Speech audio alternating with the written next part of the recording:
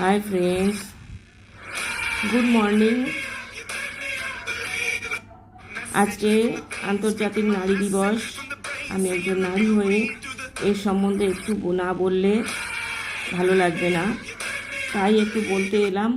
1908 সালে আমেরিকার new York শহরে প্রায় 15,000 নারী শ্রমিক এই আন্দোলনের সূচনা করেন কাজের সমান অধিকারের দাবিতে, এবং তারা ঠিকমতো তাদের স্যালারি এবং ন্যায্য ছুটি, পুরুষদের সাথে সমান অধিকারের পাওনার দাবিতে তারা আন্দোলন সূচনা করেন। যখন নিউ ইয়র্কের প্রায় 15,000 নারী শ্রমিক তাদের এরপর 1910 সালে কোপেনহেগেনে ক্লারা জেটকিন, জার্মান ভদ্রমহিলা সমাজতান্ত্রিক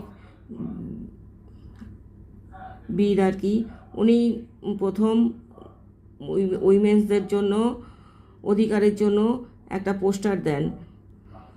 তারপর 1911 সাল থেকে বিশ্বের প্রায় প্রতিটি দেশে উইমেন্স ডে পালন করা শুরু হয়, এবং 1975 সালে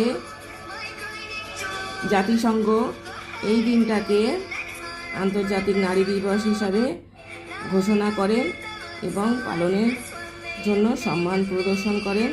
সেই দিন থেকে আজও অবধি এই 8ই মার্চ দিনটা আন্তর্জাতিক নারী দিবস হিসাবে পালিত হয়ে আসছে নারীদের সুরক্ষার অধিকারের জন্য। আজ বিশ্বের সর্বত্রই